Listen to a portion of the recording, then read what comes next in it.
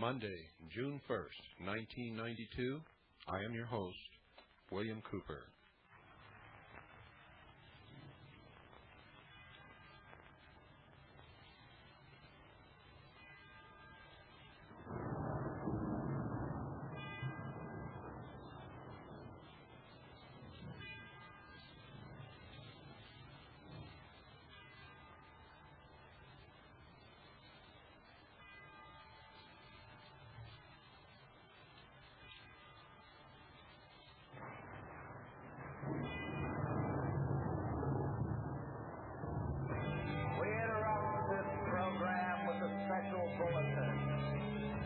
America is now under martial law.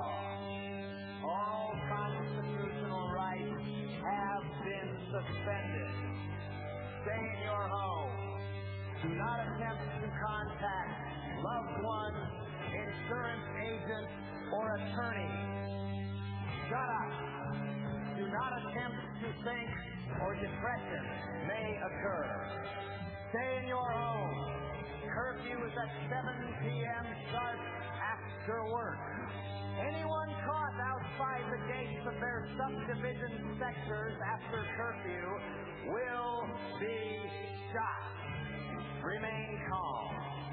Do not panic. Your neighborhood watch officer will be by to collect urine samples in the morning. Anyone caught interfering with the collection of urine samples will be shot. Stay in your home. Remain calm. The number one enemy of progress is question. National security is more important than individual will.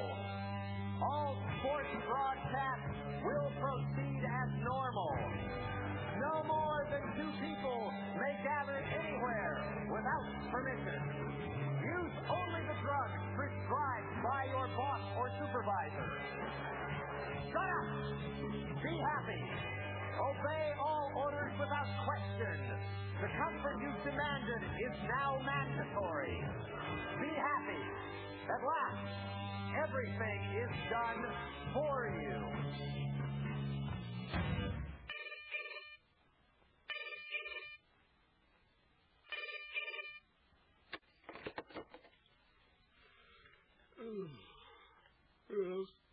American Sweet, Mr. and Mrs. America, this is your wake-up call.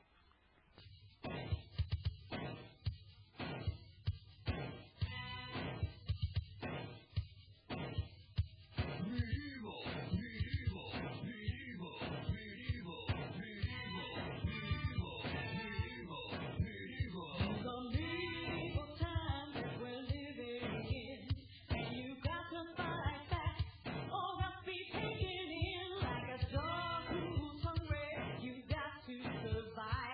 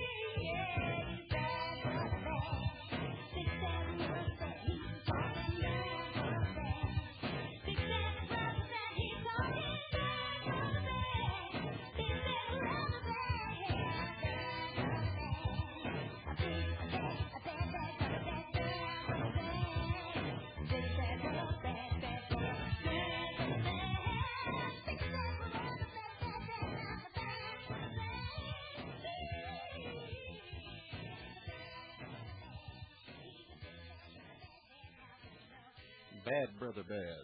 Big bad brother bad. Wake up. Wake up. This is your wake-up call because big bad brother is already here. He's not coming. He's already here.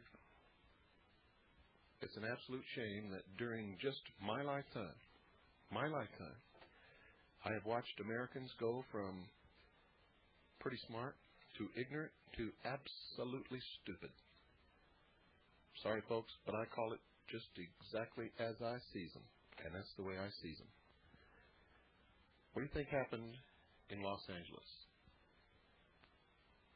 This is the June 1st, 1992 broadcast. But I got to tell you, it was taped just a couple of days after the Los Angeles riots. I went to Los Angeles. I spoke at the Los Angeles Airport Hyatt Hotel in the International Ballroom, wall-to-wall people. Just the other night, you heard the tape of that speech. I talked to a lot of people there. I talked to a lot of people by phone at my home. But when I was in Los Angeles, I met them face to face. And I heard a lot of stories. I saw a lot of photographs. I saw some videotape. And what I heard and what I saw is absolutely incredible and confirms once again, I hate to say this, but confirms once again everything that I've been trying to tell you for many years. I heard stories of men in black uniforms, no patches, no identification, just black uniforms, took over many public utilities, transportation. I mean, took them over. And who do you think those people were, folks? Those were personnel, emergency police from the Federal Emergency Management Agency, FEMA. We confirmed from the city government that FEMA had actually taken over and was in complete control of 8 key elements of the city of Los Angeles. Can't happen in America, you say? I say you've been living in fantasy land for way too long. Let's go through this step by step. A motorist been drinking, driving down the highway, police car pulls up behind him, turns on his lights. Does the motorist stop? No. Takes off like a crazy man, and they've got this high-speed chase for a little while, and they finally stop the car. The passengers get out when ordered and put their hands over their head when ordered. The driver gets out, intoxicated, refuses to put his hands over his head and assume the position. And when told that he's under arrest to assume the position, he refuses. And then the fun starts, folks. The police have been trained when arresting someone to give them an opportunity to submit to arrest. If they do not, they are to use whatever reasonable force is required to subdue that person. Now the police, I don't know whether they thought they were right or whether they knew they were wrong. I don't know what was going through their head, but I've seen enough encounters with police to know that they have the mentality that most of them, not all, but most, have a mentality that, in my opinion, they should never be given guns or clubs and probably should be seeing a psychiatrist or a psychologist on a regular basis.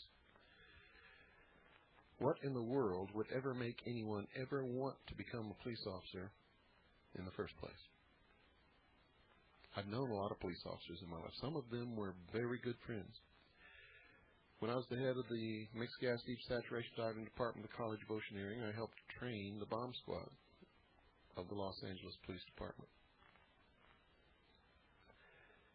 When I was in the United States Navy, I served on shore patrol on many occasions and had many occasions to arrest military personnel, some of whom were extremely intoxicated and put up a real good fight. But you know something? Not once did I ever have to use a club on a man or pull out my weapon to subdue a man, to arrest that man. And at no time ever did it take more than two of us to do whatever we had to do without hurting anyone. Without hurting anyone. Now, it's true that the media exploited this. And the media, we know, is in the control of those people who want to destroy this nation, our Constitution, and the Bill of Rights. How do we know that? Because many of us have been doing in-depth research on who owns and controls the media for many years. There's no question. The media didn't show us the whole tape, and there was quite a bit of tape. They didn't show it all to us because they didn't want us to see Rodney King belligerent, refusing to submit to arrest, lashing out at officers. The only thing that they wanted to do was inflame the nation, and they did that. Rodney King was beat repeatedly while he was on the ground, helpless. He didn't have a weapon. And there was no excuse for the action of those police officers. And at the same time, there was no excuse for the action of the media. They showed us just a short segment of that film. The most inflammatory segment was not balanced. Now, don't get me wrong, folks. I'm not excusing those police officers. I condemn them. They were wrong. But the reaction to that beating would not have been so extreme had everyone had a chance to see the entire videotape. I guarantee you, because I've seen it. And my reaction initially was the same as everyone else.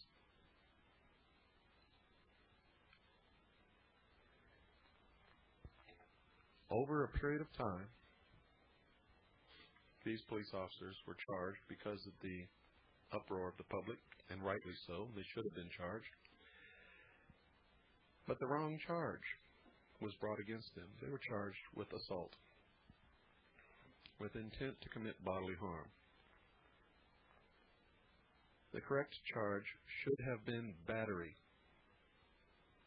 Battery, folks. Battery. There's a big difference. Assault is the threat to harm. Real threat. You pull a weapon and point it at someone's head, that's assault. You threaten to kill someone, that's assault. You raise your arm to strike someone, that is assault. When you actually commit the act, take the swing, and hit the person, that is battery. Those officers were not charged with battery. They were charged with assault, with intent to commit bodily harm. Well, these officers were doing what they've been trained to do. They had, at least in the eyes of the law, no intent to commit bodily harm. However, if you watch that videotape, it is obvious that they had every intent to commit bodily harm, but still was the wrong charge, folks.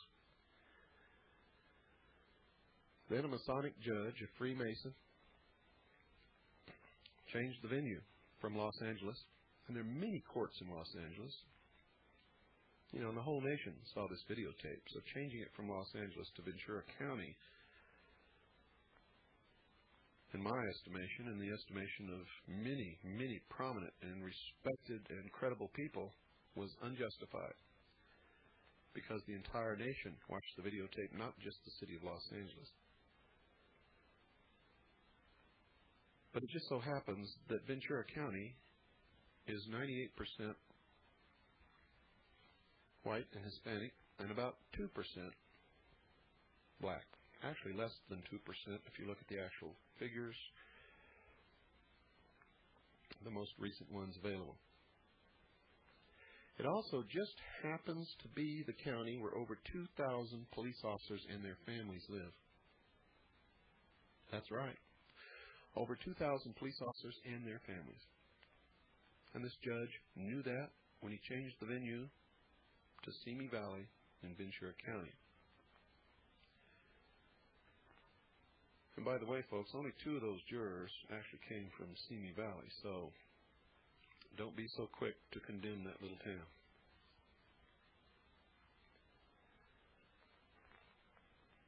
During the trial, everything was televised all the time. The defense made their points and their case very well. They were very convincing in that the officers were trained to subdue with whatever reasonable force is necessary anyone who refuses to submit to arrest. And their argument was that they were doing what they were taught to do, what they were trained to do, and they had no malice and had no intent to inflict bodily harm, only the intent to make Rodney King assume the position and submit to arrest. Well, what is this assume the position phrase that I keep using? Well, it's a phrase that street people use.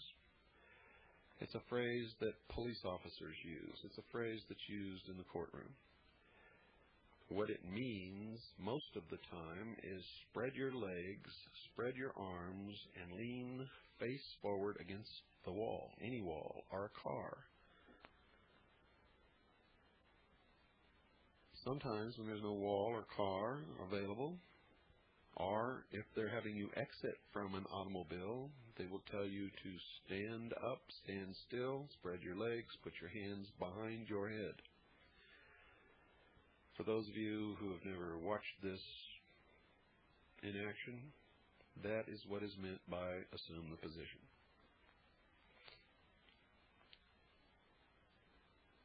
It is incredible that all through the trial, everyone felt that the verdict was going to be guilty. Police officers testified that they used unreasonable force. Unreasonable and unnecessary. One of the fellow officers, who has since been ostracized by his fellow policemen, also testified against these officers. However, the defense made their case, and they made it very well. They made the case that the officers did not commit assault, and they didn't. They committed battery. And that in the performance of their duties, all they wanted to do was make Rodney King submit to arrest. And the moment that he did, they stopped beating him, and that was a powerful, powerful image. You see, because if they had intent to commit bodily harm in the eyes of the law, they would have continued to beat him even after he submitted. But the fact is, even in my own experience, in the experience of many of the police officers that I know, they had Rodney King outnumbered and overwhelmed, and there was no need whatsoever to even hit him with a club. Not even once. In case you don't know what a club is, they call it a baton, a nightstick. You see, if just all those police officers would have jumped on him, they could have put the cuffs on. There's not a thing that Rodney King could have done.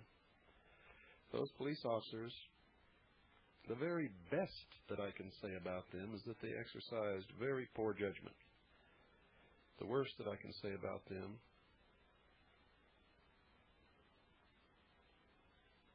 is that they were racist, mean,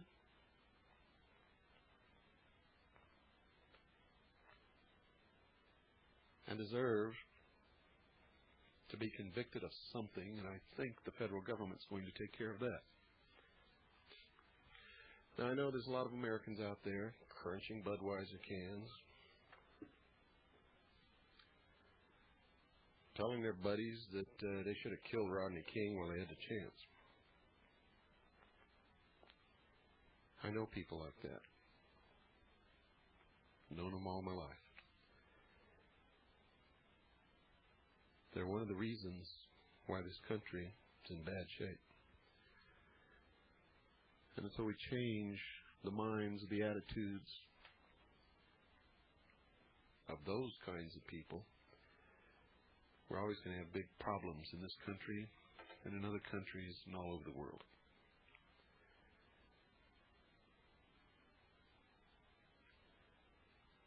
There just isn't any room on this earth anymore, folks, for bigotry and racism.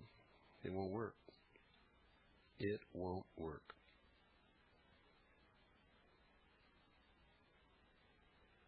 And I got news for you. I think there are powerful forces at play that are going to be very, very harsh on those who think that it will work.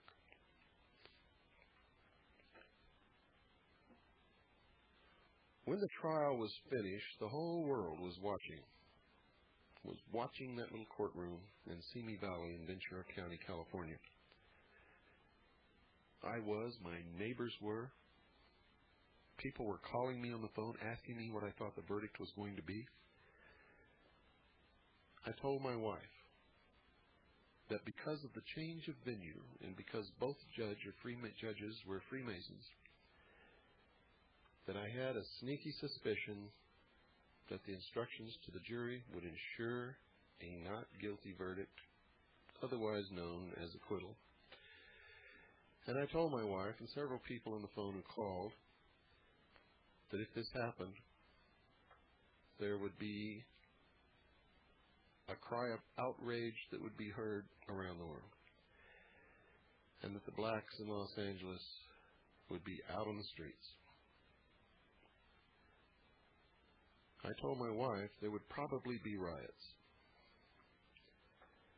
I had no idea, folks, had no idea that it would go to the extremes that it did, that people would be killed, beaten, that buildings would be burned and businesses destroyed, and the degree of looting was way beyond anything that I had expected. However, in retrospect, knowing what we know now, we all should have expected it, all of us, because it was a test. It was a dry run. It was engineered from beginning to finish. See, the instructions the judge, the Masonic judge, the Freemason judge, gave to the jury was such that they had no choice but to come back with the verdict that they came back with. And many jurors have tried to explain why they came in with that verdict of acquittal. And they're all explaining it wrong because they don't even understand why they did it.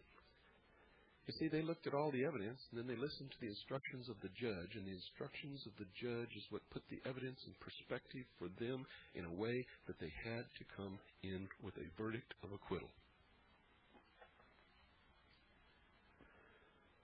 The instructions of the judge was very simple. Within the scope of the law, did they commit assault with intent to commit bodily injury? The answer was no, at least in the eyes of the law, at least in the eyes of that courtroom. Another one of the instructions was, if you find that these officers were performing within the parameters of their training, you cannot find them guilty. And according to their training, they were definitely performing within the parameters of their training, especially in the city of Los Angeles, where that kind of brutality is common. Where Chief Gates himself, before he arose to the position of chief, had been accused on several occasions of using unnecessary force on blacks in Los Angeles. Having lived in Los Angeles and the surrounding area, I have watched it happen so many times that trying to look back and count the incidents that I had seen, I was not able to come up with a number because it's just too many. I remember when I lived in Long Beach, there was a raid on a house across the street from my apartment building. And they drug these people out. All were black. They handcuffed them and had them all laying on the ground. And every once in a while, an officer would walk over and stomp on one. And, of course, the blacks were extremely angry, were yelling obscenities and epithets at the officers. And I watched as officers drew their clubs and just beat one woman senseless. And she kept screaming. She had spirit and she had guts and she wasn't going to shut up. But she was subdued. She was handcuffed. She was lying on the ground, was no threat to anyone. And she was beat. When the men began to scream, stop beating her, then they beat the men. While they waited to haul them away. Now, I actually witnessed this from the window of my apartment building directly across the street. And this is just one of the things that I've seen over the years that I lived in the Los Angeles area. We are moving into a police state, folks. And if you don't believe that, just watch your television on Friday and Saturday night. Programs like Cops, Top Cops, 911 Cops, SWAT Cops, Women Cops, Detective Cops, Grandma Cops, every kind of cop you can think of. And when did this start? And why so many programs about cops? And why is America so enthralled with watching police bust down doors, subvert the Constitution? I mean, literally right in front of your eyes. They break down doors without search warrants. The Constitution requires it, by the way. Most of you don't know that because most of you don't have a copy of the Constitution and never read it. If that makes you angry, so be it. It happens to be the truth. And you know it.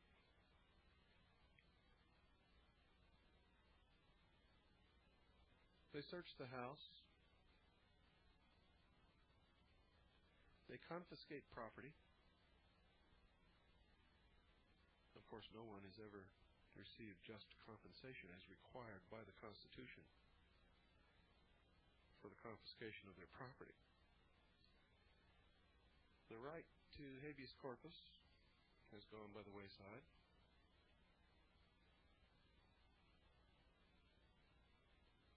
Now, this is incredible. We are losing our freedom of speech and many, many other things. Oh, the Fifth Amendment, folks. Haven't you read your papers? Coerced, forced confessions are now legal. If you're arrested and the police beat you until you confess, whether you did it or not, it's admissible in a court of law. Can't happen in America, you say? I say you better wake up. It has happened in America. It continues to happen. We're in deep trouble. The Constitution is in deep trouble. The Bill of Rights are almost all gone. We're being propelled, manipulated into a new world order, a one-world totalitarian socialist state that has no Bill of Rights and will have no Bill of Rights. And Americans don't even understand what's happening. Everybody feels in their gut that something's wrong, but nobody knows what's happening.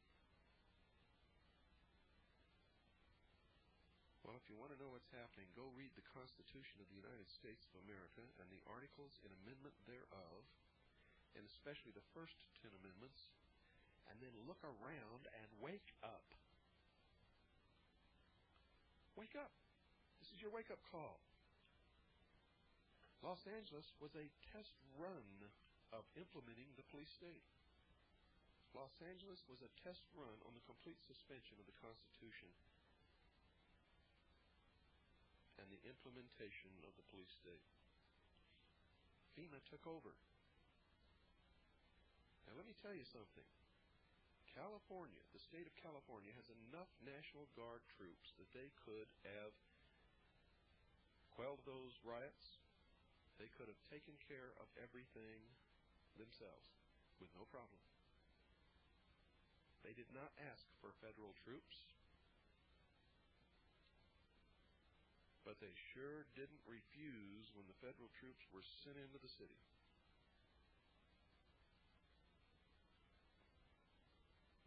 Now, without the declaration of a national emergency, that's against the law. But Bush sent federal troops into the city of Los Angeles, and he sent FEMA to take over, and they did. FEMA's job, folks, is not to help in catastrophes, and we learned that in Hurricane Hugo. Remember when it hit the southeast coast? Remember? And the people screamed for federal assistance, and there wasn't any federal assistance to give them. I mean, nobody was trained to do that. But they sent FEMA down there, a Federal Emergency Management Agency. Sounds like an agency that's supposed to help in a situation like that, but it's not. How do I know? Because I read the executive orders that established FEMA, and in those executive orders it outlines exactly what FEMA is for.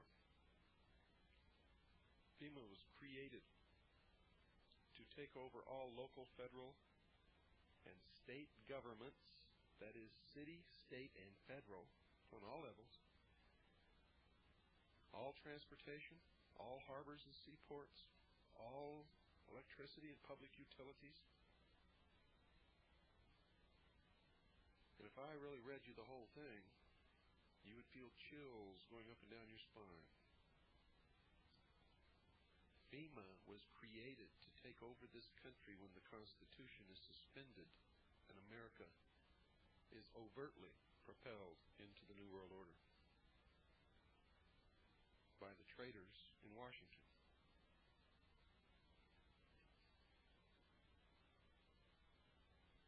I suggest you begin researching this yourself. You can start with my book, Behold a Pale Horse. And if you don't want to get my book, there's plenty of other books. All talk about the same thing, but you got to go looking for them because B. Dalton and Walden Books don't carry them. They're afraid to.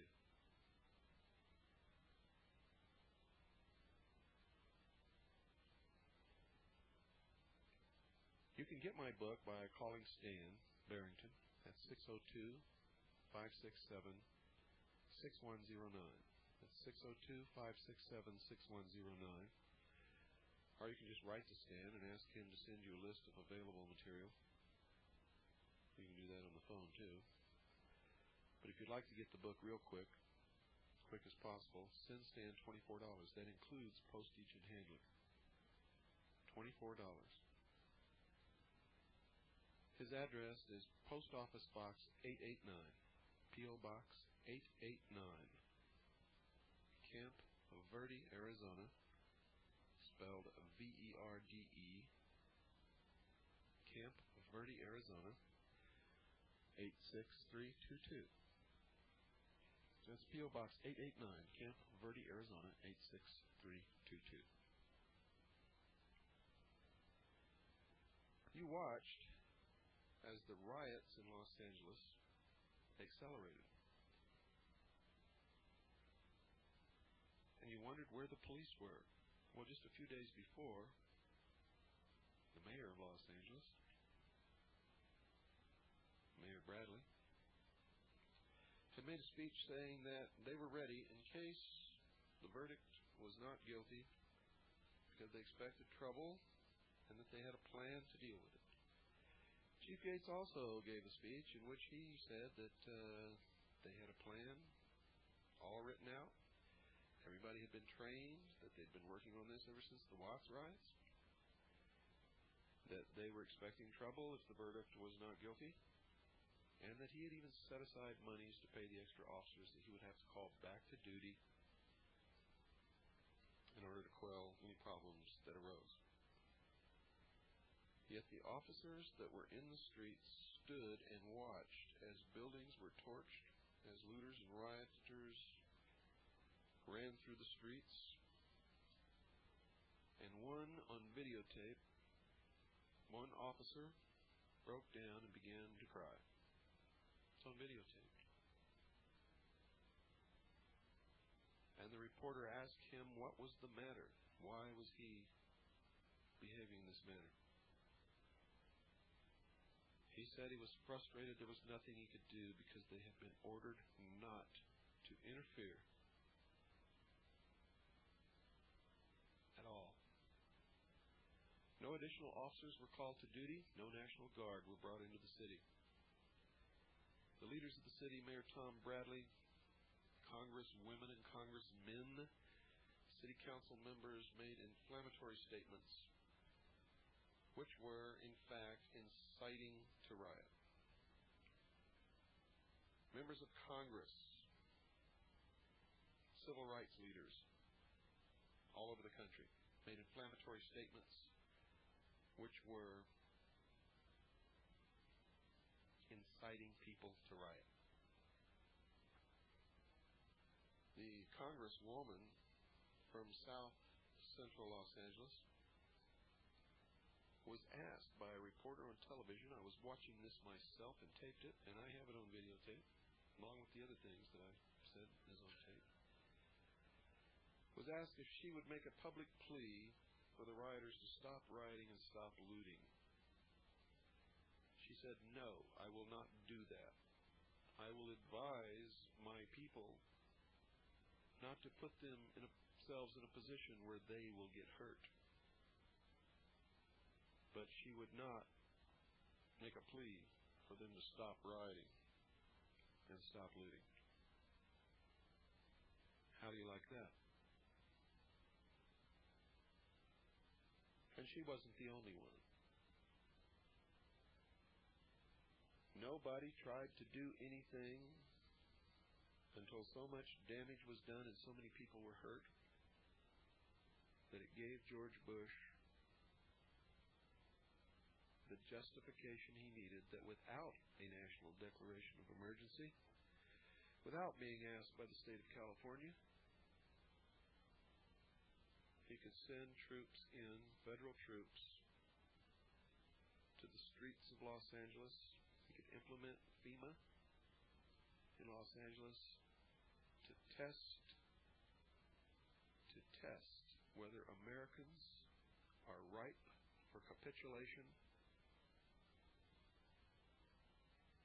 And the results of the test is yes, they are. Nobody complained. Nobody asked the right questions. Nobody did the right thing. And you had federal troops standing on the street corners of an American city. And the Federal Emergency Management Agency took over all important functions of the city. The test went off like clockwork. And I don't care where you are in America, eventually your city is next. Americans are so complacent and have been living in fantasy land so long that they are easily manipulated into any position that is desired by those who want to take this country away from us. And it's happening. You're losing your rights, you're losing your Constitution, you're losing your country. And there'll come a day when you'll look at each other and say, what happened? How did this happen? How did I get to be a slave in the New World Order?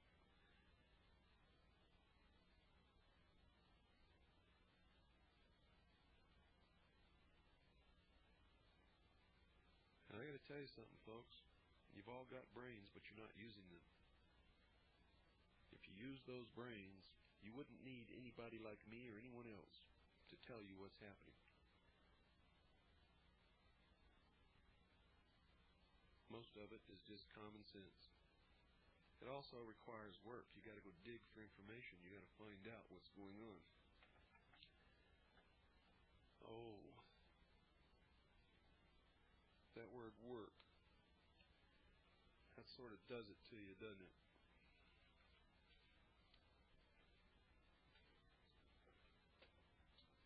This is your wake-up call. This is the hour. This is the hour of the time. Your time. Our time. This is the only time there ever was or ever will be. This is the hour during which you will decide your and our collective futures. Because you're either going to wake up and get responsible. It's another word people do not like. And stick your neck out and take a risk and help us save the Constitution and the Bill of Rights in this country. Are you going to close your eyes like you always have? And you're going to let it all go down. Right down the drain. This nation is the sum total of the completion of all the efforts of every human being that have ever lived on the face of this earth. Before this nation was created, no man in history on this earth had ever been free. Ever. And I've had people point to England and point to the Roman Empire and tell me that those people were free. No, they weren't. They could be bonked on the head in the middle of the night and pressed into service on His Majesty's ships. They could be rounded up and beheaded in secret. And I could go on and on and on. They weren't free. We're never free. If you were born in the wrong class, you never had any opportunity either.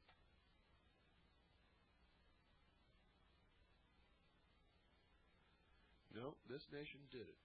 This nation was the great experiment brought about by our forefathers to see if man could really rule himself or not. To see if it was true what man had been saying all those years, thousands and thousands of years, that he didn't need kings and he didn't need masters and he didn't need to be a slave because he was capable of using his own brain and ruling himself. Well, we know that's a joke, don't we? Because our forefathers gave us the opportunity, gave us the Constitution, the Bill of Rights, every tool that we ever needed to stay free and rule ourselves. And we blew it. Through our apathy, our ignorance, our stupidity, our complacency, our unwillingness to speak up because you might lose some stupid job that you go down the street and get another one in a minute. Or you might lose your television set in every room. No, rather than do those things, you let your country be destroyed from within. From within, just like had always been predicted. And our forefathers said, as long as we had the right to keep and bear arms, nobody could ever destroy this nation but this nation itself. And that's what's happening. That is what's happening.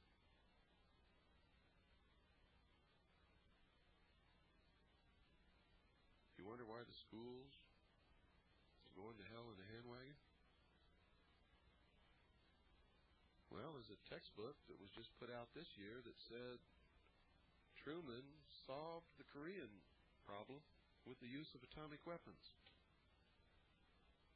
When was the last time any of you went down to your school and read the textbooks that your children are taught from? Many of you realize your children are being taught to use debit cards instead of cash. How many of you realize that in these schools there are big posters with the world, and underneath it says "Our Home"? How many of you understand that the children are not being taught the real history of this nation or the Constitution or the Bill of Rights? They're being taught world government.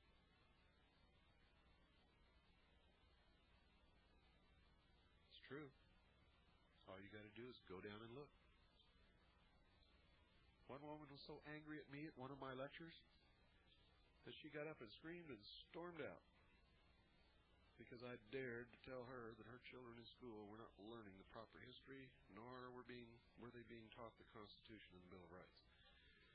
She later called me at my home and apologized because she went to her school to get the materials to prove me wrong and discredit me, and found out that I was absolutely right. And she was so infuriated that the school had to call the police to get her removed from the office.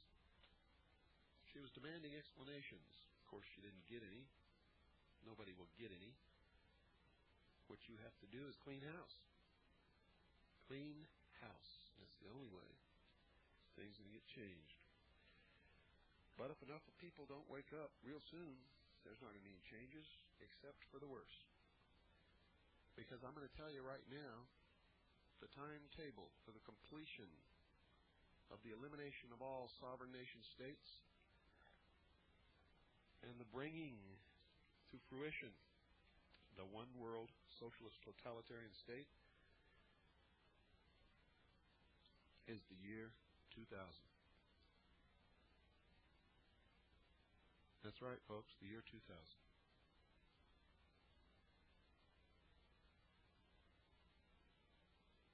Now, you can also write to me. I want to hear your comments. I want to know if you're listening. I want to know what you think about this show. And I need to know how many people are listening. If I'm talking to 2 people out there, then this just isn't worth it. But if there are a lot of you listening, I need to know it. I need to know if I'm going to stay on the air. I hope there are a lot of people listening. Send me a postcard. William Cooper, Post Office Box 3299, Camp Verde, Arizona, 86322. Send me a postcard, that's all. Just tell me how many people in your family listen, or neighbors if they come over. What you think of this radio show. And if you want to put something bad down there, that's okay. I've been called every name in the book. Doesn't bother me a bit. If you want to put something good down there, that's okay too. Love to hear that. And send it to me, William Cooper, Post Office Box 3299, Camp Verde, Arizona, 86322. P.O. Box 3299, Camp Verde, Arizona, 86322. Now, don't order books from me because I don't handle books and materials. You can also order tapes of this broadcast if you are not taping it yourself. And you're welcome. We recommend that you tape it yourself and make copies and send it to whoever you want. That's what we're all about. But if you want to order tapes, call Stan at 602-567-6109. That's 602-567-6109. Or you can write to Stan and ask him for a list of available materials at P.O. Box 889, Camp Verde, Arizona, 86322. That's P.O. Box 889, Camp Verde, Arizona, 86322. Now, please do that, folks. Send me that postcard. Tell me how many people at your house are listening, whether they're neighbors, family members, I don't care. I need to know. You don't need to put a return address. I'm not interested in your name. You don't have to send your name or your address. Just let me know how many people are listening and what you think of the show. Now, we have a fax machine. If you want to send us a fax, if you have information you think we could use on this radio show, we're interested in hearing from you. The fax number is area code 602-536-7165. Once again, this is the fax number only. Area code 602-536-7165.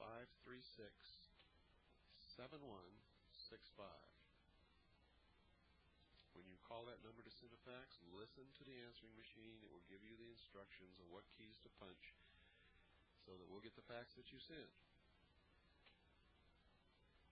And if you want us to acknowledge any material that you send us, give us your name and we'll do that. If not, if you don't want to send your name, that's fine. We don't need any names or addresses. We're not fishing for anybody. There's other people out there doing that. Lots of them. We're just trying to save this country. And we hope to get you on the team, on the battlefield with us.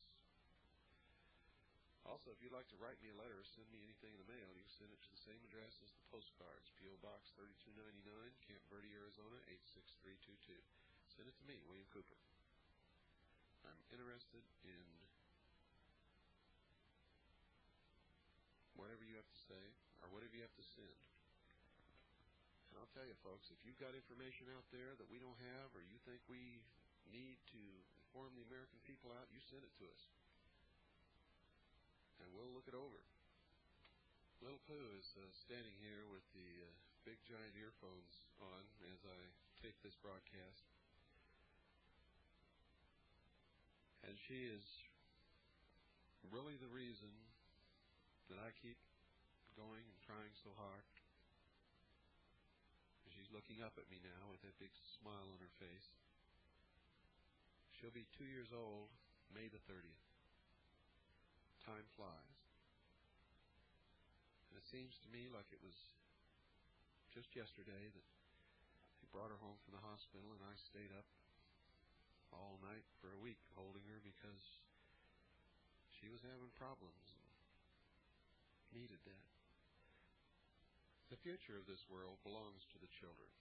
Won't you help me make it a good one for them? Good night, and God bless you all.